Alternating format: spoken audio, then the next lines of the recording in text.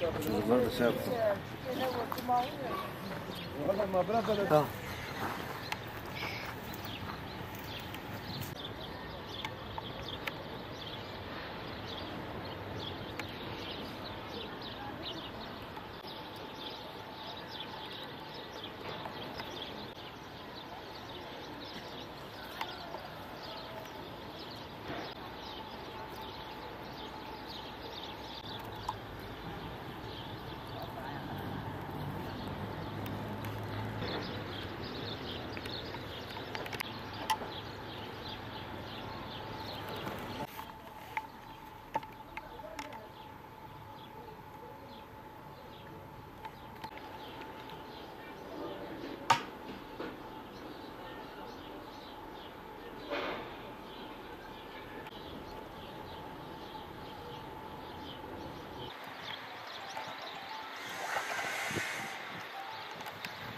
Hemen geçiyor abi. 4-4,5 civarıydı. Polis memurlarıyla zaptalar. Geldi evi yıktılar. Sadece geldi ikimizi kaldırdı. O elimizi kelepçeye koyarak götürdü. Yani içeride çoluk çocuk da olabilirdi. Yani zorluk çıkarmayalım diye. Aynı parselde 11 ev daha var. Onlara serbesttir, bize yasaktır. Yıllardır dedelerimizin elindedir. Bir de köyün ortak malıdır yani. Biz dedik ki eğer şayet yarın öbür günü burası farz edelim ki bir park oldu. Bizim o zaman yıkın. Şu anda girecek bir yerimiz yok. Ben 17 yıldır dışarıdayım. Gurbette kalıyorum. Zaten bu evi de akrabalarımız kendi aralarından yaptılar. Yani 17 yıldır da ben borçlandım, buradan gittim. İflas ettim, gittim. Temeldeyken bir sefer gelip kırdılar.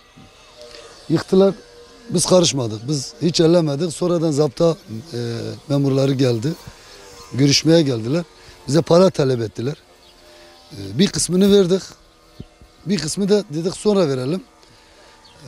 Hatta dün bile geldi parayı geri kalan parayı almaya gelince biz dedik ki valla şu anda yok yani. Bir kısmını vermişiz. Şahısları da biliyorum.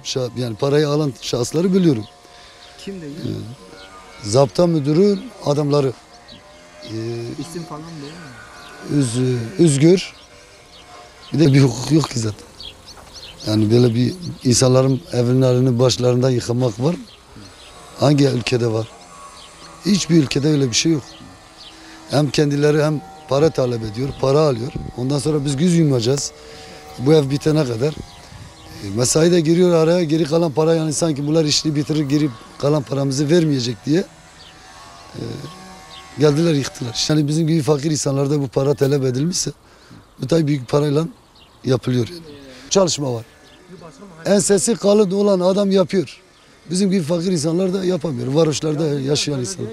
Peki mesela belediye il baştan geldiği mesela herkes, bütün köylü arkadaşlar mesela kimin hani zor durumdan yani hiç kimseye herhangi bir yani evi niye yapıyorsun ya da buradan yasak diye bir şey söylemedi.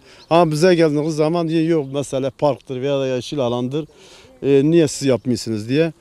Ona bakarsan dedim ona bakarsan biz 11 ev hane var burada. Eğer yasaksa hepsi yasak geçerlidir. İl etaptan mesela diyor herhangi bir şehitiniz var mı yani? Yani ne bileyim partisel olarak herhangi bir şeyiniz var mı, katkınız var mı? Partide katkınız olmuş mu?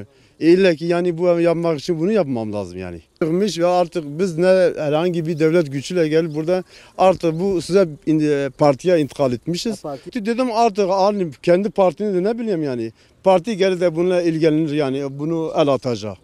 Deyip tamam parti de gelsin herhangi bir kimsenin malı el koymamışız. Yani bir vatandaş nasıl ne yapmışsa bizimki de aynı vatandaş gibi yani. Zaten kendisi mağdurdur. 17 senedir dışarıdadır yani mesela dışarıda dedim Adana İstanbul'dadır. Hiç olmazsa burada bir evi olsun barındırsın.